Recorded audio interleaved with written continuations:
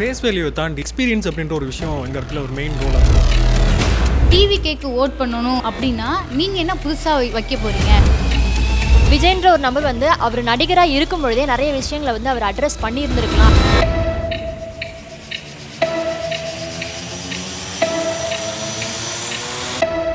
என்ன எக்ஸ்பீரியன்ஸ்?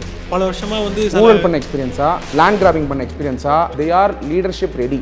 அவங்க அரசியல் படுத்தப்பட்டவங்க. ஓகே, இதில் எவ்வளோ கிடைக்கும், எத்தனை கோடி கிடைக்கும் சொல்லு. 10% தான் 30% தான் சொல்லு. இது வந்து ஒரு ஆர்கனைஸ்டு லூட்டிங். இதை மாத்துறதுக்கு நம்ம ஒண்ணுமே பண்ண முடியாது. இவங்களுக்கு அதனால தான் புது கட்சிகள் உள்ள விட மாட்டாங்க. ஆண்ட கட்சியும் ஆளுங்கட்சியும் சேர்ந்துக்கிட்டு தடுக்கிறதுக்கு காரணமே, நீ வந்தா 70-30, நான் வந்தா 70-30. புதுசா ஒருத்தன் வந்தானா முதலுக்கு மோசமாயிடும். இரண்டு கட்சிகளும் வந்துட்டு ஊழலை மட்டும் தான் பண்ணாங்கிறது ஒரு பொதுவான குற்றச்சாட்டா வைக்கிற மாதிரில இருக்கு. இல்ல, ஆக்சுவலி இது வந்து திரும்ப இவங்க செட் பண்ற ஒரு நரேஷன். அப்ப இல்லங்கிறீங்களா? அரசாங்கத்துக்கு ரன் பண்றதுக்கு அரசாங்கத்துக்கு காசு இல்லைங்க. கடன் 10 லட்சம் கோடி ஆயிருக்கு. வருஷம் 75,000 கோடி ரூபாய் வட்டி மட்டும் கட்டணும். நம்ம விட பெட்டரா கேரளா எப்படி டெவலப் ஆச்சு? ஹையர் எஜுகேஷன் யார் அதிகமா படிக்கிறாங்கிறது ஒரு மேட்டர் இருக்கு. அடிப்படை எஜுகேஷன் எங்க ஜாஸ்தி இருக்கு. ஓகே, அடிப்படையான லிட்ரஸியை மட்டும் வச்சு நம்ம கணக்கிட முடியாது. எவ்வளோ பெரிய பிரச்சனை பாருங்க. தமிழ்நாடு வளர்ந்துட்டு இருக்கு. யார் உழைப்புல? நம்ம 8 கோடி பேர் உழைப்புல யாரோ 8,000 பேர் மட்டும் பணக்காராயிட்டே இருக்கு. இது உலக பிரச்சனை நினைக்கிறேன். தமிழ்நாட்டில் நீங்க பெருமை பேசாதீங்கன்னு சொல்றேன். 234 பேர் பினாமி சேர்த்துக்கிட்டேன் சார். அதான் 800. ஏடிஎம்கே பீரியடில் ஒரு ஐஏஎஸ் ஆஃபீஸர் இருப்பாங்க. டிஎம்கே வந்தோன்னா மாற்றுவாங்கல்ல. அது மாதிரிலாம் இந்த கவர்மெண்ட் மாற்றவே இல்லை. ஏடிஎம்கேல யாரெல்லாம் ஊழல் பண்ணியிருந்தானோ, நல்லா ஊழல் பண்ணானோ அவனை அப்படியே கண்டினியூ பண்ணு. இந்த அரசு என்ன பண்ணுது? நீ அடிச்சு கொடுக்குறாஜா, நான் உனக்கு 10% கொடுக்குறேன், 5% கொடுக்குறேன். என்னுடைய அரசியல் எதிரி இவர், என் கொள்கை எதிரி இவர் அப்படின்னு இந்த கட்சிகள் யாராவது சொல்ல சொல்லு. இங்கே ஒரு பழமொழி இருக்கும், அரசியலில் நண்பனும் கிடையாது எதிரியும் கிடையாது. ஏன் எப்போ வேணால் எப்படி வேணால் உருட்டிக்கலாம். 7.5% வந்துட்டு அரசு பள்ளி மாணவர்களோட வாழ்க்கையை மாத்துச்சுன்னு சொல்ல மறுப்பீங்களா? இல்ல மேடம், அந்த 10% மாத்திரம்னு சொல்லி மாத்தலையா? அது திமுக. அது கண்டிப்பா கேட்க வேண்டிய கேள்வி.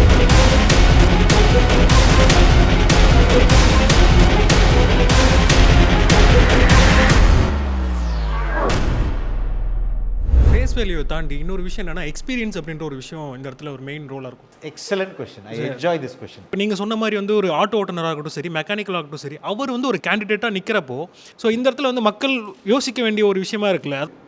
நீங்கள் எந்த ஏரியா? சார் நான் சேலம் சார். சேலமில் இருக்கிற டிஎம்கே எம்எல்ஏ என்ன தகுதியாக நிற்கிறார்? இல்லை எக்ஸ்பீரியன்ஸாக இருக்காங்களே சார். அந்த என்ன எக்ஸ்பீரியன்ஸ்? பல வருஷமாக வந்து ஊழல் பண்ண எக்ஸ்பீரியன்ஸா, லேண்ட் கிராபிங் பண்ண எக்ஸ்பீரியன்ஸா? இல்லை கரெக்டு தான். இப்போ இருக்கக்கூடிய வழக்குகளை நீங்கள் பார்க்குற வழக்குகள் மாதிரி இருக்கக்கூடிய எக்ஸ்பீரியன்ஸா? எல்லாமே கரெக்டு தான் சார். இப்போ ஒருத்தர் ஆட்டோ ஓட்டுநர் அப்படின்றப்ப அவருக்கு என்ன எக்ஸ்பீரியன்ஸ் இருக்குது அப்படின்னு மக்கள் யோசிப்பாங்க. நான் சொல்கிறேன் கேளுங்க. ஒரு சாதாரண ஒரு பேக்ரவுண்ட் வந்து வரக்கூடிய சோஷியல் சர்வீஸில் இருந்தவர், அவர் 30 வருடம் மக்களோட செஞ்சிருக்காரு, மக்கள் பணி. அப்போது அவருக்கு மக்களுடைய பிரச்சனைகள் என்னன்னு அவருக்கு தெரியும். So leader should know the problems. சொல்யூஷன்ஸ்க்கு ஒர்க் பண்ணியிருக்காங்களான்னா சொல்யூஷனுக்கு 31 வருஷம் தளபதி விஜய் அவர்களுடைய கைடன்ஸ்னால சொன்ன ப்ராஜெக்ட்ஸில் ஒர்க் பண்ணியிருக்காங்க. நூலகம், படிப்பு, நெக்ஸ்ட்டு விருந்தகம், சாப்பாடு, குருதியகம், பிளட் டொனேஷன், முட்டை ரொட்டிப்பால் திட்டம். ஸோ என்ன ப்ராஜெக்ட்ஸ் கொடுத்தாங்களோ அதை தொடர்ச்சியாக சோஷியல் சர்வீஸில் பண்ணி அவங்கள தயார்படுத்தியிருக்காங்க. திமுக இதை அண்டர் எஸ்டிமேட் பண்ணலாம். இன்ஃபேக்ட் திமுக எங்களுடைய தலைவர்களை அண்டர் எஸ்டிமேட் பண்ணால் காமன் பீப்புள் அண்டர் எஸ்டிமேட் பண்ண மாதிரி. ஸோ நீங்கள் புரிஞ்சிக்க வேண்டியதுன்னா தே ஆர் லீடர்ஷிப் ரெடி. அவங்க அரசியல் படுத்தப்பட்டவங்க. நம்ம அரசு இயந்திரத்தை இயக்குறதுக்கு பியூரோக்ரஸின்னு ஒன்று இருக்குது. ஐஏஎஸ் ஆஃபீஸர்ஸ், ஐபிஎஸ் ஆஃபீஸர்ஸ், பல துறைகளில் அவங்கெல்லாம் அந்த துறையில் ரொம்ப எக்ஸ்பீரியன்ஸ் ஆனவங்க. பியூரோக்ரட்ஸ் தான் இந்த அரசு இயந்திரத்தை இயக்குறவர்கள். இப்போ லீடர்ஷிப்புக்கு என்ன தேவைன்னா தே நீட் 2 திங்ஸ் தான், love and care for the people. Experience இங்கே தேவை கிடையாது. ஏன்னா காமராஜ் வந்து ஐஏஎஸ் கிளியர் பண்ணிட்டா வந்து ஆட்சி பண்ணார் இல்லை. இங்கே அதுக்கு தான் பியூரோக்ரட்ஸ் இருக்காங்க. இப்போ எங்கே என்ன நடக்குது அப்படின்னா, சென்னையில் என்னப்பா வருஷம் வெள்ளம் வருது, என்னையா பண்ணுறீங்க, திருப்புகள் ரிப்போர்ட் எங்க எடுத்துருவாங்க, உட்காந்து பண்ணுங்கள், இதில் என்ன ஏன் பண்ண முடியல, இந்த கேட்குறாருல, இதுதான் இந்த தலைவர். சார் இதில் பண்ண முடியாது சார், இவ்வளோ கோடி செலவாகும், ஆப்ஷன்ஸ் கொடுக்குறான்ல, அவன் தான் பியூரோக்ரஸி. பாதுகாப்பாக இருக்கணும், உடனே பண்ணு, இதை எவ்வளோ கம்மி பண்ண முடியுமோ பண்ணு, நான் பார்ப்பேன் அப்படின்றது தான் லீடர்ஷிப் சொல்ல வேண்டிய பதில். ஆனால் இங்கே என்ன நடக்குது அதுக்கு பதிலானா, ஓகே இதில் எவ்வளோ கிடைக்கும், எத்தனை கோடி கிடைக்கும் சொல்லு, 10% தான் 30% தான் சொல்லு அப்படின்றதான் இங்கே லீடர்ஷிப். அப்போ இங்கே what lakhs is love for the people and commitment for the people and honesty. இது எக்ஸ்பீரியன்ஸுக்கும் இதுக்கும் தொடர்பே இல்லை. இது வந்து உங்களோட என்ன ஓட்டம், how you love the people. அந்த உண்மையான அன்பு மக்கள் மேலே இருந்ததுன்னா, அனுபவத்து தான் 1008 ஐஏஎஸ் ஆஃபீஸர் இருக்காங்களே, இதுக்கு you bring the best and keep next to you. நீங்கள் இத்தனை வருஷமே அவங்க அனுபவம்னு சொல்கிறீங்க இல்லையா, அவங்க வந்து எதில் அனுபவம்னா தே ஹேவ் சிஸ்டமைஸ்டு கரப்ஷன். அவங்க அந்த சிஸ்டம் எப்படி உருவாக்கிட்டாங்கன்னா they are in a close nexus with the bureaucracy. இந்த அதிகார வர்க்கத்துக்கும் இந்த ஆட்சியாளர்களுக்கும் நடுவில் ஒரு செம க்ளீன் கனெக்ஷன். எந்த திட்டத்தை யார் எடுத்துகிட்டு வந்தால் யாருக்கு போடணும், யார் கான்ட்ராக்டர், எப்படி போட்டால் எவ்வளோ கமிஷன் வரும். இதில் வந்து 2 ஃபார்மெட் இருக்கா. எங்கள் ஃப்ரெண்டு ஒருத்தர் ரீசெண்டாக வந்து கார்பரேஷன் ஒர்க் பண்ணுறாரு. அதிமுக வந்து என்ன சொல்லுவாங்களா, அவர் சொன்ன வார்த்தையை நான் அப்படியே பதிவு பண்ணுறேன், பட்ஜெட்டில் மேலே வேணால் வச்சுக்கோங்க, திட்டம் சரியாக நடந்துடணும்னு சொல்லுவாங்களாம்.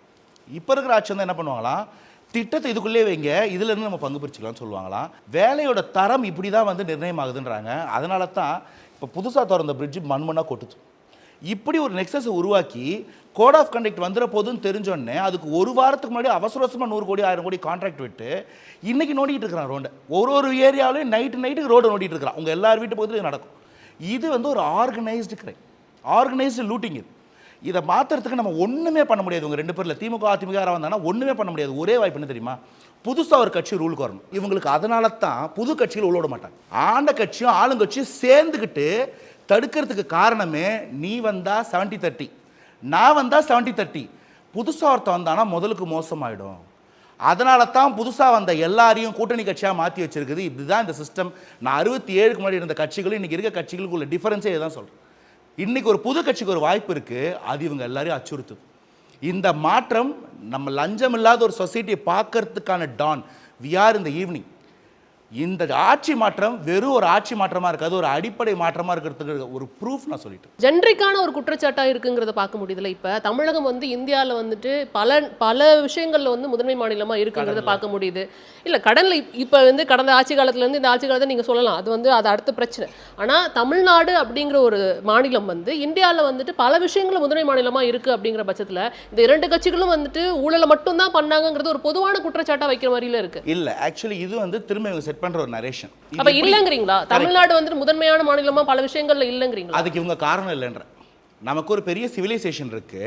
இப்போ நீங்க உங்க குழந்தைய படிக்க வைக்கிறீங்க, படிப்பு தாண்டா முக்கியம் கொட்டி கொட்டி படிக்க வைக்கிறீங்க. இது திராவிட மாடல் சொல்லி கொடுத்ததா? ஜிஎஸ்டிபி ஸ்டேட் ஜிடிபின்றதுக்கும் அரசாங்கத்துக்கும் சுத்தமாக சம்மந்தம் கிடையாது. அதுக்கு டெஃபினிஷன் என்னன்னா, நீங்கள் எல்லாம் பொலிட்டிக்கல் பேக்ரவுண்டு, நான் political economics background. The gross value of goods and services produced within economy in a financial year. இப்போ நான் நல்லா சம்பாதிச்சு 2000 ஒரு சட்டை போட்டேன்னா நான் 2000 ஆட் பண்ணுறேன் வேல்யூவில். நான் சிறப்பாக உழைச்சி 5000 ஒரு ஷூ உற்பத்தி பண்ணேன்னா நான் 5000 ஆட் பண்ணுறேன் இந்த சொசைட்டியில், இந்த ஜிஎஸ்டிபியில். இதில் அரசாங்கத்தோட பங்கே கிடையாது. இதில் அரசாங்கம் ஒரு திட்டு வேலை பண்ண என்ன தெரியுங்களா, இந்த ஜிஎஸ்டிபி வேல்யூ நம்ம எல்லாரோடைய அக்யூமுலேட்டட் உழைப்பு இருக்குல்ல, இதை கணக்கு காமிச்சு 40 லட்சம் கோடி வந்துட்டோம், 26% கடன் வாங்கலாம்னு சொல்லியிருக்கீங்க, எங்கள் கடன் லிமிட்டு 10 லட்சம் கோடி, எங்களுக்கு அந்த அமௌண்ட்டை கொடுங்கன்னு கேட்பாங்க. இதுதான் சதி. அப்போ துளி கூட வந்து இங்க 2 கட்சிகளும் வந்துட்டு இல்ல, அப்ப துளி கூட இந்த 2 கட்சிகளும் வந்துட்டு நம்மளோட வளர்ச்சிக்கு வந்துட்டு பங்கு வகிக்கல நீங்க சொல்றீங்களா? ஜிஎஸ்டிபி இல்ல, நான் வந்து கல்வி மட்டும் நான் சொல்லல, நான் கல்வி மட்டும் சொல்லல, நான் பொருளாதார அடிப்படையிலும் சரி சுகாதார கட்டமைப்புலையும் சரி வந்து தமிழகம் வந்து முன்னிலையில இருக்கு. இப்ப இந்த 4 வருஷ ஆட்சி காலத்தை விட்டுருங்க, இல்லைன்னு நீங்க சொல்றீங்களா? ஏன்னா அண்டை மாநிலங்கள் எவ்வளவோ இருக்கு, பீகார் இருக்கு, உத்தரப்பிரதேசம் இருக்கு. கம்பேரிட்டிவ்லி தமிழகம் வந்துட்டு ஒரு நல்ல பொசிஷன்ல தானே இருக்கு. அப்ப 2 ஆட்சியுமே வந்து சரியில்லைங்கிறீங்களா? இல்ல, நான் இதுக்கு ஒரு சிம்பிள் பதில் சொன்னா நீங்க புரிஞ்சுப்பீங்க. நம்ம ஊர் ட்ரெயின்ஸும் நார்த் இந்தியாவில் ஓடக்கூடிய ட்ரெயின்ஸும் ஒரே மாதிரி இருக்கா? நிச்சயமா இல்லை. யார் அந்த டிஃபரன்ஸை மேக் பண்ணுறது? கவர்மெண்ட்டா? நான் திரும்ப சொல்கிறேன், நம்ம ஒழுக்கமானவங்க, நமக்கு ஒரு டெக்கோரம் இருக்குது, நமக்கு ஒரு டீசன்சி இருக்குது. அதனால தான் இந்த செவர் வெள்ளையாக இருக்குது. இதே மாதிரி ஒரு நார்த் இந்தியா ஒரு பில்டிங் தான் சோப்பாக இருக்கும். இப்போ நான் சொன்னேன் இல்லைங்களா, இந்த ஜிஎஸ்டிபிலேருந்து ஒரு கடன் வாங்குறதுக்கு ஒரு அவென்யூ இருக்குன்னா அந்த கடனை வாங்குறதுக்கு அரசாங்கத்துக்கு உரிமை இருக்குது. அதை என்ன பண்ணுறன்ற கேள்வி இருக்குல்ல. 40% தான் முதலீடுகளில் போகுது. கேபிட்டல் அவுட்லேஸ் வெறும் 40%. 60% கவர்மெண்ட்டை ரன் பண்ணுறதுல போயிட்டுருக்கு. அரசாங்கத்துக்கு ரன் பண்ணுறதுக்கு அரசாங்கத்துக்கிட்ட காசு இல்லை மேம். கடன் 10 லட்சம் கோடி ஆயிருக்கு, வருஷம் 75,000 கோடி ரூபா வட்டி மட்டும் கட்டுறோம். பொருளாதார அடிப்படையில் சில விஷயங்கள் நீங்கள் பேசுகிறீங்க. இப்போ கல்வியில் வந்துட்டு நம்ம வந்து முன்னிலை மாநிலமாக இருக்கிறோன்னா கண்டிப்பாக ஓகே, எல்லாரும் படிக்கணுங்கிற அந்த எண்ணம் இருக்குது, நம்மளுக்கு இல்லைன்னு நான் சொல்லவே இல்லை. ஆனால் எல்லாரையும் பள்ளியை நோக்கி வர வச்சது யாருங்கிற ஒரு விஷயம் இருக்குது. பள்ளியை மூடுனது யாரு? இல்லை, பள்ளியை நோக்கி வர வச்சது யாருங்கிற ஒரு விஷயம் இருக்குது. சுகாதார கட்டமைப்பு வந்துட்டு இவ்வளோ தூரம் வலுவாக இருக்குன்னா எத்தனை மருத்துவக் கல்லூரிகளில் வந்துட்டு இந்த 2 அரசாங்கங்களும் மாற்றி தமிழ்நாட்டுக்கு கொண்டு வந்திருக்கிறாங்க, எத்தனை பொறியியல் கல்லூரிகள் வந்திருக்கு. இது எல்லாத்துக்கும் முதன்மை காரணம் வந்துட்டு இந்த 2 அரசாங்கங்களும் இருந்திருக்கு இல்லையா? அதை நம்ம இங்கே மறைக்க முடியாதுங்கிறதுக்காக நான் கேட்குறேன். ஏன்னா இந்த 2 அரசாங்கத்துக்கு மட்டுமே இந்த கிரெடிட்டை கொடுத்துட முடியாது. இதுக்கு மல்டிபிள் லேயர் இருக்குது. இது நீங்கள் பார்க்கணும், வெள்ளக்கார காலத்துலேருந்து ஆரம்பிக்கணும், இன்னும் அதுக்கு முன்பேக்கே ஆரம்பிக்கணும். ஃபார் எக்ஸாம்பிள் நம்ம இங்கே வந்து இப்போது தமிழ்நாடு ஒரு வளர்ந்த மாநிலமாக இருக்குது அப்படின்னா அதுக்கு காரணம் நம்மளுடைய இந்த ஜியோ பாலிட்டிக்ஸ் சொல்லுவாங்களே, நம்ம புவியியல் அமைப்புமா அது ஒரு காரணம். இங்கே வந்து பக்கத்துலேயே கடல், நீண்ட நிறைய கடல் இருக்குது. அந்த கடல்லேருந்து நம்ம வெளிநாடுகளுக்கு பொருட்களை கம்மியாக அனுப்ப முடியும். ஜியோ பாலிட்டிக்ஸை நம்ம புரிஞ்சிக்காமல் நம்ம டெவலப்மெண்ட்னு சொல்ல முடியாது. ஒன்று, அதற்கு முன்பே நமக்கு எந்த நூற்றாண்டில் நமக்கு கல்வி அறிமுகமாச்சு, யாரால் அறிமுகமாச்சு? இப்போ நம்ம விட பெட்டராக கேரளா எப்படி டெவலப் ஆச்சு? ஸோ இது மாதிரி பல்வேறு லேயர்கள் இருக்குது. அதில் இந்த திராவிட கழகங்கள் இங்கே ஆட்சி பண்ணிச்சு, கேரளாவில் யார் ஆட்சி பண்ணா? நம்மளோட பெட்டர் எஜுகேஷன் அங்கே இருக்குது. அங்க இருக்கிற எஜுகேஷன், இப்ப ஹையர் எஜுகேஷன் யார் அதிகமா படிக்கிறாங்கங்கிறது ஒரு மேட்டர் இருக்கு. அடிப்படை எஜுகேஷன் எங்க ஜாஸ்தி இருக்கு. ஓகே, அடிப்படையான லிட்ரஸியை மட்டும் வச்சு நம்ம கணக்கிட முடியாது. அதுவும் லிட்ரஸியை மட்டும் வச்சு கணக்கிட முடியாதுன்னு நான் கேக்குறேன். ப்ரொடக்ஷன், எழுத படிக்க கத்துக்கிறதுக்கும் ஹையர் எஜுகேஷன் போறதுக்கு வித்தியாசம் இருக்கு. ப்ரொடக்ஷனுக்கான நம்மள்ட்ட உள்ள இயற்கை வளங்கள், நம்மளுடைய மனித வளம், நம்மளுடைய கல்வி, நம்ம மக்களுடைய அதிகமான எஜுகேட்டட் யூத், இவர்கள் எல்லாம் சேர்ந்து தான் இதை உருவாக்குறாங்க. கவர்மெண்ட் என்ன பண்ணுச்சு? உங்கள் வாழ்க்கையில் கவர்மெண்ட் முன்னேற்றத்துக்குனா ஏதாவது ஒன்று சொல்ல முடியும். ஏன் இந்த கவர்மெண்ட்டு இல்லை எந்த கவர்மெண்ட்டு வந்ததுனால ஏன் வாழ்க்கை இப்படி முன்னேறி இருக்கு அப்படின்றத அதிகபட்சமாக நம்ம வந்து ரிசர்வேஷனை தான் சொல்ல முடியும். அது தொடர் இதை முடிச்சு தொடர் அது ஒரு பாலிசினால அது இந்தியா ஃபுல்லுமே அடங்கும். என் வாழ்க்கை இந்த அரசு வந்ததுனால எனக்கு இவ்வளோ லாபம் கொடுத்துச்சு, இவ்வளோ காசு கொடுத்துச்சு, இல்லை வந்து என்னுடைய வாழ்க்கை முறையே மாற்றுச்சு. 7.5% வந்துட்டு அரசு பள்ளி மாணவர்களோட வாழ்க்கையை மாற்றுச்சுன்னு சொல்ல மறுப்பீங்களா? இல்ல மேடம், அந்த 10% மாத்திரம்னு சொல்லி மாத்தலையா? அது திமுக அது கண்டிப்பா கேட்க வேண்டிய கேள்வி. நான் அது ஒரு இனிஷியேட் தானே, அத நான் கேக்குறேன். நீட்ட ஒழிக்கிறதுன்னு சொன்னாங்க. எதுக்கு நான் சொல்ல வரேன்னா, இங்க வந்து இது ஒரு கவர்மெண்ட் இந்த கிளைம் எடுத்துக்க முடியாது, எந்த கவர்மெண்ட்டுமே கிளைம் எடுத்துக்க முடியாது. ஏன்னா மக்கள் தான் இதில் முக்கியம். மக்களோட உழைப்பின் வெளிப்பாடு தான், இந்த இயற்கை அமைப்போட வெளிப்பாடு தான் எல்லாமே அப்படின்றது தான் நான் நினைச்சேன். சகோதரர் கேட்டிருந்தாரு தலைவர்களுக்கு என்ன இது வேணும்னு. 234 தொகுதியில் இருக்கிற எம்எல்ஏ ஸ்டாலின் சாரோடைய benami, prohibition of benami properties transaction act 1988 படி எடுத்து பார்த்தீங்கன்னா, நீங்கள் கன்சால்டேட் பண்ணி பார்த்தீங்கன்னா 234 பேருமே ஸ்டாலின் சாரோட பினாமி. 234 ஒரு எம்எல்ஏக்கும் கவுன்சிலர் பினாமி, வார்டில் இருக்கிறவங்க பினாமி. இந்த மாதிரி கட்சியே பினாமியாக இயங்கிட்டு இருக்கு ஸ்டாலின் சாருக்கு. 10 லட்சம் கோடி கடன். ஒரு சமயம் இந்த 10 லட்சம் கோடியும் உங்களுக்கு வந்து சேர்ந்திருந்தால் நீங்கள் சொல்கிற கிளைமை நான் எடுத்துக்க முடியும். சேர்ந்துதா யாருக்கு போய் சேருது? இன்னைக்கு கே நேரு அவர்கள் மேலே 1360 கோடி தான் சர்ஃபேஸ் ஆயிருக்கு. ஒரு கொஸ்டின் வைக்கிறேன், அந்த கொஸ்டின் நீங்கள் பதில் சொல்லுங்கள். இன்னைக்கு சென்னையில் உங்களால் வீடு வாங்க முடியுமா? நம்ம வந்து உழைக்கிறோம், 1 லட்ச ரூபா சம்பாதிக்கிறோம் கூட வச்சுப்போம். சென்னையில் அப்பார்ட்மெண்ட், வீடு கூட விட்டுருங்க, அப்பார்ட்மெண்ட் வாங்க முடியுமா? பதில் சொல்லுங்கள். திமுக அரசு 2021 வந்ததுக்கப்புறம் இபி பில் ஏறினதை பார்த்தீங்க, ப்ராப்பர்ட்டி டேக்ஸ் ஏறினதை பார்த்தீங்க, ஸ்டாம்ப் டியூட்டி ரெஜிஸ்ட்ரேஷன் ஃபீஸ் ஏறினதை பார்த்தீங்க. அதே மாதிரி அவங்கள சார்ந்து பினாமி நிறுவனங்கள் எவ்வளோ உருவாச்சுன்னு பார்த்தீங்க. அதே மாதிரி உங்களோட ரியல் எஸ்டேட் வந்து இன்னைக்கு யார் மார்க்கெட் ப்ரைஸ் ஃபிக்ஸ் பண்ணா? அது சொல்லுங்கள். இப்போ பெட்ரோல்னா டீசல்னா மார்க்கெட் ப்ரைஸ் ஃபிக்ஸ் பண்ணுறாங்க, ரியல் எஸ்டேட்டுக்கு யார் ஃபிக்ஸ் பண்ணா? அப்போ ரியல் எஸ்டேட்டில் கருப்பு பணம் ஊடுருதா இல்லையா? அப்போ நீங்கள் அதை எடுத்து பார்த்தீங்கன்னா, இன்னைக்கு சென்னையில் ஈசிஆரில் நீங்கள் இடம் வாங்க முடியலன்னா, நீங்கள் பார்த்த 1360 கோடி ஊழல் மட்டும் இல்லை, ஜாப் ஸ்கேம் மட்டும் கிடையாது, கிக் பேக்ஸ் மட்டும் கிடையாது. அதை தாண்டி பெரும்பாலான ரியல் எஸ்டேட் இன்னைக்கு அஃபோர்டபுளே இல்லாமல் யூத்துக்கு போயிருக்குன்னா, இன்னைக்கு நீங்கள் வீடு இல்லாமல் இருக்கீங்க, 1 லட்ச ரூபாய் சம்பாதிச்சோம், கடன் வாங்கி வீடு, ஒரு அப்பார்ட்மெண்ட் வாங்க முடியல, ஹவுசிங் போர்டு வீடு கூட வாங்க முடியாதுங்க. ஹவுசிங் போர்டு வீடு கூட 2 கோடி ரூபா. அப்போது நீங்கள் படிப்பை பற்றி பேசுகிறீங்க, சோஷியல் வெல்ஃபேரை பற்றி பேசுகிறீங்க, இது எதுவுமே ரீச் ஆகலைங்கிறது 10 லட்சம் கோடி கடனில் எவ்வளோ ஊழலாக இருக்குது. ரெண்டாவது, டேக்ஸ் பணம், டேக்ஸ் உங்களுக்கு ரேஷனைஸ் ஆகிருக்கா அப்படின்னு பார்த்தா ரேஷனைஸும் ஆகலை. இன்கம் டேக்ஸ் நீங்கள் வருமானம் உயர கட்டக்கூடிய டேக்ஸு, இன்டைரக்ட் டேக்ஸு மூட்டைப்பூச்சி மாதிரின்னு அண்ணாதுரை அவர்கள் சொல்லியிருக்காரு. அப்போ அந்த மறைமுக வரி, GST, property tax, entertainment tax, நீங்கள் இபி பில்லு கூட நான் டேக்ஸ்ன்னு தான் சொல்லுவேன். அப்போ இவ்வளோ பணத்தை நீங்கள் கட்டுறீங்க, அதுக்கு தேவையான பெனிஃபிட்டை சோஷியல் வெல்ஃபேராக வருதா? 5000 ரூபாய் கொடுத்ததுனால உங்கள் பணத்தை தான் திருப்பி கொடுத்துருக்காங்க, அதுவும் விஜய் அவர்களுக்கு பயந்து. போன வருஷம் கொடுத்தாங்களா? அதுக்கு முன்னாடி வருஷம் கொடுத்தாங்களா? இந்த வருஷம் தான் வெயில் வருதா? இல்லை. அப்போ இந்த வருஷம் கொடுத்துருக்காங்கன்னா அந்த 5000 ரூபா கொடுத்ததுக்கு காரணமும் விஜய் அவர்கள் தான், இல்லைனா அது கூட கிடச்சிருக்காது மக்களுக்கு. இப்போ வந்துட்டு அஸ் யங் ஓட்டரா இல்லை ஒரு ஸ்டூடெண்ட்டாக இப்போ வந்துட்டு நாங்கள் வந்து டிவி கேக்கு ஓட் பண்ணணும் அப்படின்னா நீங்கள் என்ன புதுசாக வைக்க போகிறீங்க? இப்போ வந்துட்டு சார் சொன்ன மாதிரி ஜிஎஸ்டிபி வந்து தமிழ்நாட்டோடது பார்த்தோன்னா 11.19% வந்துட்டு இருக்குது. பாகிஸ்தானோட கம்பேர் பண்ணும்போது நம்மளோடது கொஞ்சம் அதிகமாக இருக்குது அப்படிங்கிற மாதிரி சொல்லலாம். டபுள் டிஜிட்டில் வந்தது வந்துட்டு நம்ம தமிழ்நாட்டோடது அப்படின்னு சொல்லிட்டு லார்ஜஸ்ட் இந்தியாவிலே பார்க்கும்போது அப்படின்னு சொல்லி சொல்கிறாங்க. ரூட் லெவலில் இருந்தே பார்த்தோன்னா கரப்ஷன், ஊழல், லஞ்சம் அப்படிங்கிறது வந்து இருக்குது. ஸோ இதை வந்துட்டு எந்த மாதிரிலாம் வந்துட்டு ரிமூவ் பண்ணுவீங்க? இப்போ வந்துட்டு நாங்கள் யங் ஓட்டராக நாங்கள் ஓட் பண்ணணும் அப்படின்னா உங்களோட சஜஷன் என்ன, புதுசாக என்ன பண்ணுவீங்க அப்படிங்கிறது என்னோட இருக்கிற ஸ்கீம்ஸை கொண்டு போய் ரீச் பண்ணுற டிரான்ஸ்பரன்சி சிஸ்டம். ரெண்டாவது, தளபதி அவர்கள் இந்த உமன்ஸ் டே அன்னைக்கு அதாவது அட்ரஸ் பண்ணும்பொழுதே, இன்டர்நேஷனல் உமன்ஸ் டே அட்ரஸ் பண்ணும்பொழுதே கடைசியில் ஒரு இம்பார்ட்டன்ட் ஆஸ்பெக்டை பேசியிருந்தார். ஸ்டாலின் சார் டேக்ஸ்னு 30%, அதில் 10% யாருக்கு போகுது, 20% யாருக்கு போகுதுன்னு சொல்லியிருந்தார். இதை கட் பண்ணாலே சோஷியல் வெல்ஃபேர் ஸ்கீம்ஸ்க்கு அடிக்குவேட்டாக ஃபண்ட்ஸ் தமிழ்நாட்டில் உண்டு. ரெண்டாவது, டிரான்ஸ்பரன்சி இன் கவர்னன்ஸ்னால் இன்றைக்கி என்ன வேணும்னா டெக்னாலஜி இன்டர்வென்ஷன். ரியல் எஸ்டேட் செக்டரில் பட்டா வேறு, ரெஜிஸ்ட்ரேஷன் வேறு. நீங்கள் சட்டத்தில் எடுத்து பாருங்கள், பாதி லிட்டிகேஷன் கோர்ட்டில் ஏன் இருக்குது? பட்டா பேர் இல்லை, யூடிஆர் ரெக்கார்டில் இல்லை, லேண்ட் ரெக்கார்ட். இங்கே வந்து தேவை டெக்னாலஜி, பிளாக் செயின் மாதிரி டெக்னாலஜி, ரியல் டைம் கவர்னன்ஸ் மாதிரியான ஒரு சிஸ்டம். இதெல்லாம் உருவாக்கக்கூடிய ஒரு அரசாங்கத்தை உருவாக்கணும் தான் தளபதி விஜய் அவர்கள் நினைக்கிறார். நீங்கள் பாருங்கள், தஞ்சாவூரில் அவர் பேசும்போது கூட அந்த அணைகளை பற்றி பேசும்போது ஒரு டெக்னாலஜி பற்றி பேசியிருந்தார். பார்த்துருப்பீங்க. அந்த டெக்னாலஜி வந்து ஒரு கூர்ந்து கவனித்து அதை கவர்னன்ஸ்குள்ளே கொண்டு வந்து அரசாங்கத்துக்குள்ளே கொண்டு வரும்பொழுது டிரான்ஸ்பரன்சி இருக்கும், பிராக்மட்டிசம் இருக்கும், தெளிவான பார்வை இருக்குங்கிறது தான் அவருடைய எண்ணம். அதை தான் அவருடைய offering as a new governance model for Tamil Nadu. Development க்ரோத்துன்னு ரெண்டு சொல்லுவாங்க. நீங்கள் வந்து ஒரு நம்பர் சொல்கிறீங்கல்ல, அது வந்து க்ரோத். போன வருஷம் 10 லட்சம் கோடியாக இருந்த ஒன்று இந்த வருஷம் 12 லட்சம் கோடி ஆச்சுன்னா வி ஆர் ஷோயிங் 20% க்ரோத். அது மாதிரி நமக்கு வந்து போன வருஷம் லாக்டவுனுக்கு அப்புறமாவே நம்மளுடைய ஜிஎஸ்டிபி ரொம்ப குறைஞ்சிருச்சு. அது எல்லாருக்கும் குறைஞ்சிருச்சு. அங்கேருந்து நம்ம வளர்ந்துக்கிட்டு இருக்கிறதுனால இந்த க்ரோத் இருக்கிற மாதிரியான ஒரு பார்வை. இட்ஸ் அ மியர் நம்பர், ஒரு நாமினல் நம்பர். அது அந்த டெவலப்மெண்ட்ன்றது என்ன தெரியுங்களா? இந்த க்ரோத்தை நம்ம எல்லாருக்கும் சரிசமமாக பங்கிட்டு கொடுக்கணும்.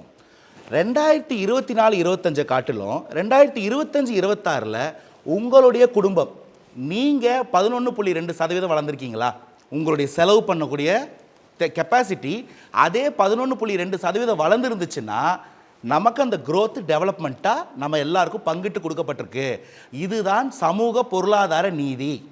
இருக்கா சொல்லுங்கள். யாராவது ஒருத்தரோட ஃபேமிலியில் 2025லேருந்து 26க்கு 11% வளர்ந்துருக்கோன்னு சொல்லுங்கள். ஒரு கார் வச்சுருந்தேன் சார், இப்போ 11 கார் வச்சுருக்கேன். யாராவது இருக்கீங்களா? அப்போ அது இல்லை, அது இல்லை ரியாலிட்டி. இது என்ன சொல்லுதுன்னா, பொருளாதாரம் தமிழ்நாட்டுக்கு வளர்ந்துருக்கு, அது யாரோ கொஞ்சம் பேருக்கிட்டே இருக்குது. இதுதான் பிரச்சனை. எவ்வளோ பெரிய பிரச்சனை பாருங்கள். தமிழ்நாடு வளர்ந்துட்டுருக்கு. யார் உழைப்பில்? நம்ம 8 கோடி பேர் உழைப்பில் யாரோ 8000 பேர் மட்டும் பணக்காராயிட்டே இருக்கான். இது உலக பிரச்சனைன்னு நினைக்கிறேன். 234 பேர் பங்கிட்டு கொடுக்கறதுக்கு என்ன பண்ணிருக்கீங்க அப்படின்னா மீ சேர்த்துக்கிட்டேன் சார். அதான் அதை பங்கிட்டு கொடுக்க என்ன பண்ணியிருக்கீங்க? 2021 இவங்க கொடுத்த ஒரு வாக்குறுதி ரைட் டு சர்வீஸ் ஆக்ட்னு ஒன்று கொண்டு வருவோம்னு சொன்னாங்க. பக்கமாக படித்து வச்சுருக்கோம் திமுகவோட வாக்குறுதி. ரைட் டு சர்வீசஸ் ஆக்ட்னா என்னென்னா, நம்ம ஒவ்வொருத்தருக்கும் அரசாங்கம் கொடுக்கக்கூடிய சேவைகள் இருக்குது இல்லையா, இதை நமக்கு ஒரு ரைட்டாக மாற்றுறாங்க. நம்மளால் அதை ஃபைட் பண்ணி வாங்க முடியும்.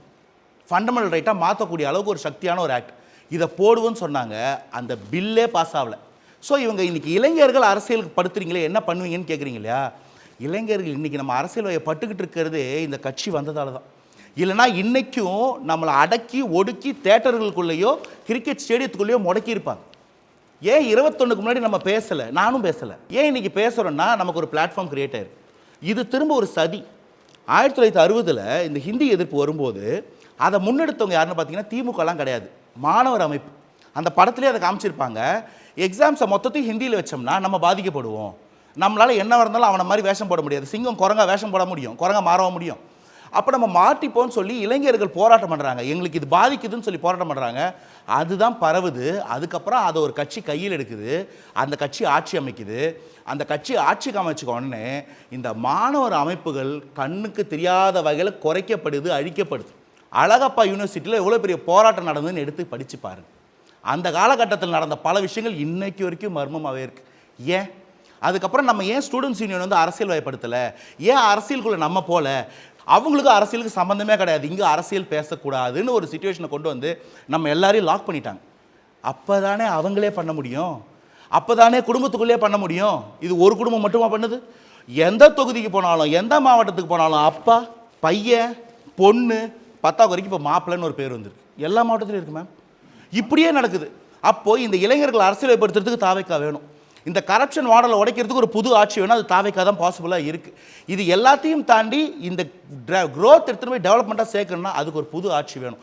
எந்த ஃபேக்டரியில் பார்த்தாலும் ஒரு புது ஆட்சி வேணும். அதுக்கு ஒரே கட்சிக்கு வாய்ப்பு இருக்குது. இந்த வாய்ப்பை இப்போ விட்டோம்னா திரும்ப எப்போ வரலாறு இது கொடுக்குன்றது தான் என் கேள்வி. ஃபஸ்ட்டு இந்த ஜிடிபி இருக்குல்ல, இது ஒரு பெரிய உருட்டு. இது உண்மை கிடையாது. ஏன்னா இந்த 11% ஜிடிபி எப்படி வந்தது அப்படின்னு நீங்கள் ஆய்வு பண்ணி பார்த்தீங்கன்னா, இங்கே 3 செக்டார் இருக்குன்னு வைங்களேன். விவசாய செக்டார் இன்னும் தமிழ்நாட்டில் 40லேருந்து 42% வந்து விவசாயம் தான் பார்க்குறாங்க. அதுதான் பிரதான தொழில். அது ஒன்று. ரெண்டாவது மேனுஃபேக்சரிங், பொருட்களை உருவாக்குறது. அது வந்து ஒரு 30% இருக்குது. மீதம் உள்ளது சேவை செக்டார், சர்வீஸ் செக்டார்னு சொல்லுவாங்க. இந்த விவசாயம் ரொம்ப அடிநாளமாக இருக்கிற விவசாயம் வந்து மைனஸில் போயிருக்கு. க்ரோத் வந்து -1 இருக்குது. அப்போ விவசாயி இங்கே முன்னுக்கு வரலை, அவன் கீழே போயிட்டுருக்கான். அதுக்கு அடுத்தது வந்து மேனுஃபேக்சரிங். தமிழ்நாடு அரசு மிக அதிக சலுகைகள் தர்ற, ஃபார் எக்ஸாம்பிள் உங்களுக்கு வந்து சிப்கார்ட்லாம் போடுவாங்க. சிப்கார்ட்டில் கரண்ட்டு ஃப்ரீ, தண்ணி ஃப்ரீ, இடம் ஃப்ரீ, இப்படியெல்லாம் போய் நீங்கள் வந்து செல்ஃபோன் தயாரிங்க, அதுக்கு அடுத்தது வேறு ஏதாவது ஒன்று பொருட்களை உற்பத்தி பண்ணுவோன்னு சொல்கிறாங்க. அங்கேயும் வளர்ச்சி அடையலை. எங்கே வளர்ச்சி அடைஞ்சிருக்கு, இந்த 50% எங்கே கான்ட்ரிபியூட் ஆகிருக்குன்னா அது வந்து நம்மளுடைய சர்வீஸ் செக்டார். சர்வீஸ் செக்டார்னால் என்னது? நீங்கள் ஒரு ஓலா ஊபர் ட்ரைவ் பண்ணுறதுலேருந்து, அதுக்கு அடுத்தது உங்களுக்கு வந்து ஸ்விக்கி சொமேட்டோவை பண்ணுறதுலேருந்து, மேக்கப் பண்ணுறதுலேருந்து, முடிவெட்டுறதுலேருந்து, பேங்க்லேருந்து, டூரிசம்லேருந்து, சாஃப்ட்வேர் டெவலப்மெண்ட்லேருந்து, எங்கெங்கெல்லாம் மனிதன் தன் உழைப்பை மையப்படுத்தி அதிகமாக வேலை செய்கிறானோ, அரசு தலையீடு ரொம்ப குறைவாக இருக்கோ, அதுதான் சர்வீஸ் செக்டார். அதுதான் தமிழ்நாட்டை வளர்த்துருக்கு. இவங்க கோடியாக கொண்டு போய் கூட்டுறாங்கல்ல மேனுஃபேக்சரிங், அதில் வளரல.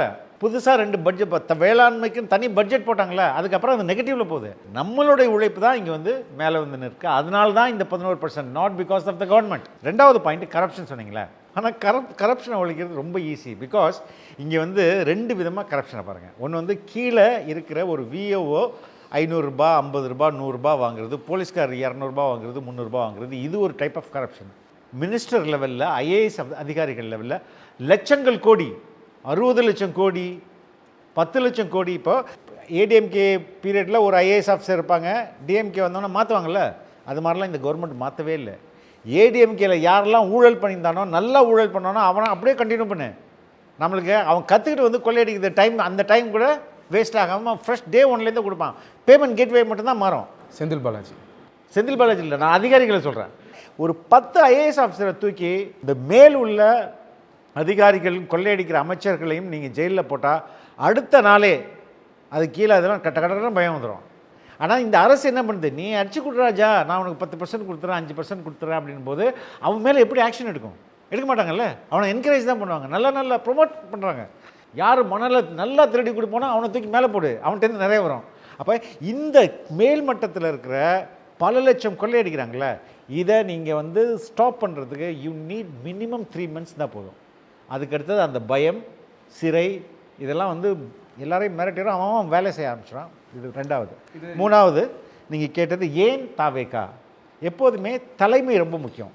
நம்ம வந்து ரோடு அதில் தார் சாலை இருக்குது, அதில் பயணிக்கிறோம். ஆனால் அவர் அந்த போட்டார்ல அந்த தார் சாலை, அவரை பற்றி நம்ம யோசிச்சிருக்கோமா? அந்த உழைக்கும் மனிதர், அவரை பற்றி நம்ம சிந்திச்சிருக்கோமா? நான் பெருசாகி அவருக்கு என்ன பண்ண போகிறேன்? நான் சம்பாரித்து அந்த தார் ரோட்டு போட்டவருக்கு என்ன பண்ண போகிறேன்? இந்த பள்ளிகளை கட்டின இந்த கட்டிடத்தை கட்டினவருக்கு என்ன பண்ண போகிறேன்? இந்த பாலத்தை உருவாக்குறவருக்கு நான் என்ன பண்ண போகிறேன்? எனக்கு அதில் நான் என்ஜாய் பண்ணிட்டு தானே வரேன். அப்போ நான் உங்களுக்கு ஏதாவது பண்ணணும்ல திருப்பி. இதுதான் தாவேக்கா. ஒரு 30 ஆண்டுகளை வந்து என்னை வந்து சாதாரண ஒரு நடிகனை இவ்வளோ உச்சத்தில் கொண்டு போய் வச்சது யார்? இந்த மக்கள். நான் என்னுடைய எஞ்சிய அடுத்த 30 ஆண்டுகளை நான் அவங்களுக்காக செலவு பண்ண போகிறேன். அதில் நான் நேர்மையாக செலவு பண்ண போகிறேன், ஊழல் இல்லாமல் செலவு பண்ண போகிறேன், லஞ்சம் வாங்காமல் பண்ண போகிறேன். நானும் மற்றவங்களை லஞ்சம் வாங்காதபடி பார்த்துப்பேன். மக்களுக்கான உண்மையான அக்கறையோடு நான் செயல்படுவேன் அப்படின்ற இந்த ஒரு 5 முழக்கங்கள் எடுத்துக்கமா. ரொம்ப சிம்பிள். எங்கள் தாவேக்கா தலைவர் சொல்கிறார்ல, என்னுடைய அரசியல் எதிரி இவர், என் கொள்கை எதிரி இவர் அப்படின்னு இந்த கட்சிகள் யாராவது சொல்லுங்கள். இங்கே ஒரு பழமொழி இருக்கும், அரசியலில் நண்பனும் கிடையாது எதிரியும் கிடையாது. ஏன்? எப்போ வேணால் எப்படி வேணால் உருட்டிக்கலாம். அப்படி இருக்கும்போது ஒரு தலைவர் இவர் என் அரசியல் எதிரி அப்படின்ற, இவர் என் கொள்கை எதிரின்றது. அதே மாதிரி மக்கள் முன்னிலையில் நான் லஞ்சம் வாங்க மாட்டேன், லஞ்சம் வாங்கவும் விட மாட்டேன்றாரு. அப்போ இப்படி ஒரு தலைவரும் அந்த தலைவரின் தலைமையில் இருக்கிற கட்சியும் ஏன் ஆட்சிக்கு வரக்கூடாது? நான் ஏன் செந்தில் பாலாஜின்னு சொன்னேன்னா, இப்போ செந்தில் பாலாஜி அவர்கள் இன்னொரு கட்சியிலேருந்து டிஎம்கேக்கு வராருன்னா அந்த சிஸ்டமே வருதுன்னு அர்த்தம். செந்தில் பாலாஜி சிஸ்டமே வருதுன்னு அர்த்தம். அதனால தான் அவர் ஊழலில் அந்த அளவுக்கு கிளியராக பண்ணக்கூடிய ஒரு சிஸ்டம் வச்சுருக்காரு. இப்போ ஒரு சின்ன குழந்தைக்கு கூட வந்து விஜயை பற்றி தெரியுது, அவங்க ஃபோட்டோ வச்சுட்டு பேசுகிறாங்கன்னா அந்த குழந்தைகிட்ட காமராஜரை பற்றியுமே நல்ல கண்ணையாவை பற்றியுமே அந்த குழந்தைக்கு தெரியாது. ஏன்னா அவங்க நடிகராக வந்து நல்ல விஷயங்களை செஞ்சு அவங்க காமிக்கல. விஜயை பார்த்து அவங்க வளர்றாங்கன்னும் பொழுது விஜய்ன்ற ஒரு நபர் வந்து அவர் நடிகராக இருக்கும் பொழுதே நிறைய விஷயங்களை வந்து அவர் அட்ரஸ் பண்ணியிருந்திருக்கலாம் அப்படின்ற ஒரு கேள்வியை ஃபர்ஸ்ட் நான் சொல்கிறேன் சார். முதல் கேள்வி என்னென்னா, அனிதான்ற ஒரு மாணவி வந்து 2017ஆம் ஆண்டு நீட்டுக்காக உயிரை விடுறாங்க. அவங்க வந்து போராடும் போது நம்ம எல்லாருமே வேடிக்கை தான் பார்த்துட்டு இருந்தோம். அவங்க இறந்ததுக்கு அப்புறம் விஜய் அவர்கள் வந்து அவங்களோட வீட்டுக்கு போயிட்டு இரங்கல் செய்தி விசாரிக்கிறாரு. நான் என்ன கேட்குறேன்னா, ஒரு நடிகராக உங்களால் அந்த பெண்ணுக்கு வந்து உதவி செஞ்சிருக்க முடியும். இப்போ நான் அவங்களுக்காக போய் சப்போர்ட் பண்ணி ஒரு இடத்துல நின்று பேசுகிறேன்னா அங்கே யாரும் கேட்க மாட்டாங்க, ஏன்னா நான் ஒரு சாதாரண நபர். இதுவே விஜய்ன்ற ஒரு நபர் வந்து அனிதாவுக்காக நான் வந்து போராடுறேன் அப்படின்னு சொல்லியிருந்தா இண்டிடுக்குலேருந்து எல்லாருமே வந்து அந்த நீட்டை எதிர்த்து போராடி இருந்திருப்பாங்க. ஆனால் 1 லட்ச ரூபாய் கட்டி என்னால் ஒரு அகாடமிக் போய் நான் ஜாயின் பண்ணி தான் இன்றைக்கி நான் டாக்டராக இருந்திருப்பேன் அப்படின்னு அந்த மாணவி கேட்கும்போது 1 லட்ச ரூபாய் கொடுத்து எந்த நடிகரும் சரி எந்த அரசியல்வாதியுமே சரி உதவி இருந்தா இன்னைக்கு அந்த பொண்ணு உயிரோட இருந்திருப்பாங்க. ரெண்டாவது கேள்வி என்னன்னா, அண்ணா யூனிவர்சிட்டியில் நடந்த ஒரு விஷயம், ஒரு பாலியல் துன்புறுத்தல் நம்ம பார்க்குறோம். அவர் விஜயனாவே சொல்கிறாரு என்னன்னா, நான் வந்து ஒரு அண்ணனா வந்து இந்த இடத்துல நான் போராடணும்னு நினைக்கிறேன், இனிமேல் இந்த மாதிரி விஷயங்கள் நடக்காமல் நான் பார்த்துக்கிறேன்னு அவர் சொல்கிறாரு. ஒரு அண்ணனா அண்ணா யூனிவர்சிட்டியில் நடக்கிற ஒரு பிரச்சனைக்கு இப்போ குரல் கொடுக்குற நீங்கள் இதுக்கு முன்னாடி ஹாசனின்ற ஒரு 7 வயசு குழந்தை ஒரு பாலியல் துன்புறுத்துக்கு ஆளாக்கப்பட்டு எரிச்சு கொல்லப்படுற குழந்தை, அந்த விஷயத்துக்கும் நீங்கள் குரல் கொடுக்கல. மூணாவது கேள்வி என்னன்னா, கரூரில் ஒரு விஷயம் நடக்குது, 40 பேர் இறந்து போகிறாங்கன்னு ஒரு விஷயம் நடக்குது. ஒரு அரசியல் தலைவராக நீங்கள் வந்து நிற்கும் பொழுது ப்ரோட்டோகால்ஸ் ஃபாலோ பண்ணாமல் நீங்கள் இந்த மாதிரி பண்ணிட்டீங்கன்னு சொல்லிட்டு அவங்க ட்விஸ்ட் பண்ணும்பொழுது விஜய் நான் வந்து லாஸ்ட்டாக ஒரு வீடியோ வெளியிட்டார். உங்களுக்கு என்ன தான் பண்ணணும்னா என்ன டேரெக்டாக அட்டாக் பண்ணுங்கள், நீங்கள் வந்து என்னோட மக்களை அட்டாக் பண்ணாதீங்கன்னு சொல்கிற அந்த வீடியோவை உங்களுக்கு கொடுக்க வேண்டிய இடத்த கொடுக்காம போகும்போதும் பேசும்போது மைக்கை கட் பண்ணும்போதும் அப்போ அந்த வீடியோ வெளியிட்டு இருந்தீங்கன்னா எல்லா மக்களும் போராடி இருந்திருப்பாங்க. எப்படி நீங்கள் எங்களுக்கு விஜய் நாக்கு வந்து நீங்கள் இடம் கொடுக்கல, நீங்கள் எப்படி மறுத்தீங்கன்னு சொல்லி எல்லா இடத்துலையும் போராட்டம் பண்ணியிருக்கலாம். அவங்க குறுகிய இடம் கொடுக்குறாங்கன்னா அந்த இடத்துல நம்ம விஜய் பார்க்குறது வந்து மக்கள் நிறைய பேர் வருவாங்க. அங்கே வந்து எந்த விஷயத்தை நம்ம ஃபாலோ பண்ண முடியாதமோ அங்கே இந்த அசம்பாவிதம் நடக்க போகுதுன்னு ஒரு தலைவருக்கு தெரிஞ்சிருக்கணும். தெரிஞ்சுமே வந்து ஒரு விஷயத்தை விட்டுட்டாரோ? எனக்கு தெரிந்து நான் வந்து விஜய் அவர்களை என்னுடைய கல்லூரி, நானும் ஒரே கல்லூரி ஒரே பேட்ச், அதுலேருந்தே நான் பார்த்துட்டு வரேன். ஜேர்னலிசமில் இருந்ததுனால நான் தொடர்ச்சியாகவே அப்சர்வ் பண்ணிக்கிட்டு வரேன். முதல்ல நாகப்பட்டினத்தில் ஒரு மீனவர்களுக்கு ஆதரவாக ஒரு ஆர்ப்பாட்டம் நடத்தினாங்க. அதுதான் அவருடைய எனக்கு தெரிஞ்ச ஃபர்ஸ்ட் பொலிட்டிக்கல் மூவ். அன்றிலிருந்து எல்லா முக்கியமான நிகழ்வுகளுக்கும், தூத்துக்குடி ஸ்னோலின் மரணத்திலேருந்து எல்லா முக்கியமான நிகழ்வுகள், அது வந்து அனாசார போராட்டமாக இருக்கட்டும், தூத்துக்குடியாக இருக்கட்டும், அனிதாவாக இருக்கட்டும், எல்லாத்துலேயுமே தன்னுடைய இருப்பை உறுதி செய்கிறது. I am being part of this process. அது ரொம்ப முக்கியம். நான் வந்து எதுக்கு ஒரு மரண வீட்டுக்கு போகிறோம், உங்கள் துக்கத்தில் எனக்கும் பங்கு இருக்குது, நான் பங்கெடுத்துக்கிறேன், அதை பகிர்ந்துக்கிறேன் அப்படின்ற அடிப்படையில் எல்லாத்துக்கும் அவர் சென்றிருக்கிறார். இதுவரையும் எஸ்பிபியோட மரணம் ரொம்ப பலர் வரல, ஏன்னா கொரோனாவில் அவர் இறந்தார். ஒரு நடிகனுக்கு அவருடைய முகமும் அவருடைய உடம்பும் தான் ரொம்ப ரொம்ப முக்கியம். அதெல்லாம் ரிஸ்க் எடுத்து ஹி பென்ட் அந்த அப்போ எதுக்குன்னா உன்னுடைய இன்ப துன்பங்களில் நான் வந்து பங்கெடுத்துக்கிறேன் அப்படின்றத தொடர்ச்சியாக தமிழக மக்களுக்கு சொல்லிக்கிட்டே வந்தார். அதனால் இதுக்கு மட்டும் போனார்னு நான் சொல்ல முடியாது. ரெண்டாவது, அண்ணா பல்கலைக்கழகம் இருக்கு இல்லையா, தாவேக்கா கையில் எடுத்த பிறகு தான் அது இன்னும் ஒரு வந்து ரொம்ப வலிமையாச்சு. தாவேக்கா கையில் ஒன்றும் இல்லாமல் அவங்க வந்து விஜய் தனது கையால் ஒரு லெட்டர் எழுதி எல்லாத்தையும் விநியோகம் பண்ண சொன்னார். அதுக்கே காவல்துறை விடல. பெண்கள் பாதுகாப்பு விஷயத்தில் தாவேக்கா ரொம்ப கவனமாக இருக்கும், ரொம்ப ஷார்ப்பாக அதை அட்ரஸ் பண்ணுறாங்க அப்படின்றத நான் சொல்கிறேன். நீங்கள் அனிதாவை பார்த்தீங்கன்னா, ஷி வெண்ட் அண்ட் மெட் சீஃப் மினிஸ்டர், அப்போது இருந்த எதிர்கட்சி தலைவர் எல்லாரும் மீட் பண்ணாங்க. அவங்களுக்கு இப்போ தலைவர் அன்றைக்கு வந்து ஒரு சினிமா நடிகர் தான், அவர்கிட்ட எந்த அதிகாரமும் இல்லை. அதிகாரத்தை கையில் வைத்திருந்தவங்களே ஒன்றும் பண்ணலையே. அப்படி ஒரு சம்பவம் மறுபடியும் நடந்துடக்கூடாது. அதுக்கு என்ன தீர்வு? சென்ட்ரல் கன்கரண்ட் லிஸ்ட்டில் இருக்கிற எஜுகேஷனை வந்து அந்த சப்ஜெக்டை வந்து எடுத்துகிட்டு வந்து ஸ்டேட் லிஸ்ட்டில் மாற்றணும். இதற்கு நாங்கள் முயற்சி பண்ணுவோன்றாரு. கரூர் சம்பவம் ரொம்ப எனக்கேமே இன்ட்ரெஸ்டிங்கான சம்பவம். நீங்கள் வீடியோ போடுறதுக்கு முதல் நாளே என்னை அரெஸ்ட் பண்ணிட்டாங்க. தலைவர் வீடியோ போட்டார்ல, அதுக்கு அடுத்த நாள் போட்டார், அது முதல் நாள் நான் அரெஸ்ட்டு. பல்வேறு இடங்களில் மக்கள் சந்திப்பு நடந்துச்சு. கரூரில் மட்டும் ஏன் இப்படி நடந்துச்சு? உண்மையிலேயே அங்கே தாமதம் எல்லாம் சொல்கிறாங்களே, எவ்வளோ நேரம் தாமதம்ன்றாங்க? 9 மணி நேரம் ஒருத்தர் சொல்லுவார், 12 மணி நேரம் ஒருத்தர் சொல்லுவார். உண்மையிலே அங்கே தாமதமே கிடையாது.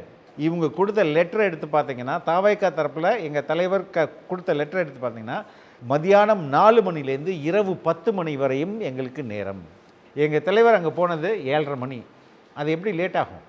ஆன் டைம் தான். ஒன்று 4 மணிக்கு முன்னாடி போனால் சீக்கிரம் போனார், 10 மணிக்கு லேட்டாக அப்புறம் போனார்னா லேட்டாக போனார். அப்போ 4 to 10 எங்களோட நேரம், 7:30 மணிக்கெல்லாம் அங்கே இருக்கிறாரு. அது எப்படி தாமதமாகும்? தாமதமே ஆகாதுல்ல. இந்த இன்க்ளூடிங் சீஃப் மினிஸ்டர் எப்படி பொய் சொல்கிறாருன்னா, ஒரு ட்வீட் இருக்கும், அந்த ட்வீட்டில் 12 மணிக்கு வந்துடுவாருன்னு போட்டிருக்கு, ஆனால் 7:30 மணிக்கு வந்தார் அப்படின்னு எல்லாரும் அந்த ட்வீட்டை சொல்லுவாங்க. அந்த ட்வீட்டை இன்றைக்கி எடுத்து பார்த்தா கூட தாவேகா ஹெட் குவார்ட்டர்ஸில் இந்த ட்வீட் இன்னும் இருக்குது, தயவுசெய்து நீங்கள் போய் பாருங்கள். ஒரு 10 பேரை போட்டு இந்த 10 நபர்கள் மட்டும் 12 மணிக்கு இங்கே வந்துடணும்னு இருக்குது. அதில் எங்கேயுமே தலைவர் விஜய் அவர்கள் இத்தனை மணிக்கு இங்கே வருவார்னு இல்லவே இல்லை. 10 பேர் எல்லாமே பார்ட்டி ஒர்க்கர்ஸ். இந்த 10 பேரும் இத்தனை மணிக்கு 12 மணிக்கு கரூர் வந்துடணும். அதுக்கு முன்பு நாமக்கல்லில் இத்தனை 7 மணிக்கு இத்தனை 10 பேரும் பார்ட்டி மெம்பர்ஸ் வந்துடுவாங்கன்னு தான் போட்டிருக்கு. ஸோ எங்களுக்கு சில சந்தேகம் இருக்குல்ல. இவ்வளோ நாள் போலீஸ் இவ்வளோ நாள் ஹெல்ப் பண்ணாத போலீஸு அன்னைக்கு நேராக இந்த பாயிண்ட்லேருந்து கூட்டிகிட்டு வந்து இங்கே நிறுத்துறாங்களே. இதுக்கு முன்பு அது எங்கள் தலைவர் பேசியிருப்பார், காவல்துறைக்கு நன்றின்னு சொல்லியிருப்பார். அரியலூர் போகும்போது நேரம் ஆயிடுச்சு நிறுத்தினாங்க. ஆமாம், அதாவது அரியலூருக்கு போகும்போது வாகனத்தை வந்து நிறுத்துறாங்க. முதல் முறை திருச்சியிலேருந்து பயணப்பட்டு போய்கிட்டு இருக்கும்போது ராத்திரி பெரம்பலூர் போகும்போது அங்கே வந்து அரியலூர் தாண்டிட்டோம். அரியலூரை தாண்டும்போது அந்த ஒரு சுங்கச்சாவடி இருக்குது, அதையெல்லாம் தாண்டும்போது இரவு வந்து காவல்துறை வந்து அறிவுறுத்துது, மக்களுக்கு என்னமோ கூட்டம் அங்கே அதிகமாக தான் இருக்குது, ஆனால் இதுக்கப்புறம் நீங்கள் போகிறது வந்து வேண்டாம் அப்படின்னு சொல்லும்போது அங்கே வராமல் அதை நிறுத்திட்டு 2வது நாளே மறுநாளே இப்போ இங்கே இதை கட் பண்ண உடனே மறுநாளே வந்து திருச்சிக்கு போயிட்டு வந்த மறுநாளே அந்த மக்கள்கிட்ட மன்னிப்பு கேட்குறாரு, நான் கண்டிப்பாக உங்களை வந்து சந்திப்பேன்றதையும் சொல்கிறாரு. ஆனால் இவர் வரத்துக்கு முன்னாடியே சென்னையில் வீட்டில் கிளம்பும் போதுலேருந்து எல்லா சேனல்லையும் லைவ் ஓடிக்கிட்டு இருக்கு, எல்லோரும் ஃபோனில் அதை பார்த்துக்கிட்டு இருக்கிறீங்க. நாமக்கல்லுக்கு எத்தனை மணிக்கு வந்திருக்கிறாரு, அந்த வாகனம் அங்கேருந்து அந்த கூட்டத்துக்குள்ளே போகிறதுக்கு எவ்வளோ திணறிக்கிட்டு இருந்ததுன்றது எல்லாருக்குமே தெரியும். ஏன்னா அந்த இடத்துல முடிஞ்ச அளவுக்கு கட்டுப்பாடு போட்டு அவர் வரக்கூடிய வாகனம் வர இடத்த வந்து ஃப்ரீயாக வச்சுருந்தோம். அதுக்கு மேலே முடியல. அதுக்கப்புறம் வெளியில் போயிட்டோம். இருக்கக்கூடிய எல்லா தண்ணிகளையும் என்னென்னலாம் கொடுக்க முடியுமோ அதை அங்கே நின்று நான் தான் கோஆர்டினேட் பண்ணி எல்லாத்தையுமே கொடுத்தோம். எல்லா மக்களுக்கும் செய்திகள் இருக்குது, பார்த்துக்கிட்டு இருப்பீங்க. இவ்வளவு கூட்டம் அதிகரிச்சிருக்குன்றது காவல்துறைக்கோ உளவுத்துறைக்கோ தெரியாமல் இருந்திருக்குமா? அண்ணா யூனிவர்சிட்டி இதில் ஏன் அண்ணா யூனிவர்சிட்டியில் நடந்துருச்சு இந்த பிரச்சனைன்னு சொல்கிறாங்க இல்லையா, அனிதாக்கு நடந்துருச்சுன்னு சொல்கிறாங்கல்ல. இன்றைக்கி திமுக அரசாங்கம் சொல்லுது இல்லை, அன்னைக்கு போயிட்டு தூத்துக்குடியில் 100 நாட்கள் போராட்டம் நடந்ததுக்கு பிறகு தான் 100வது நாள் தான் போராட்டம் வந்து இதாக நடந்தது, நடைப்பயணமாக போச்சு. அப்போது இதே முதல்வருடைய எதிர்க்கட்சி தலைவராக இருக்கும்போது அவர்களுடைய தங்கச்சி அங்கேயே அப்போ எம்பி போய் உட்கார வேண்டியதானே? இல்லை, அங்கே போராட்டம் கள நிலவரம்ன்றது வேறு.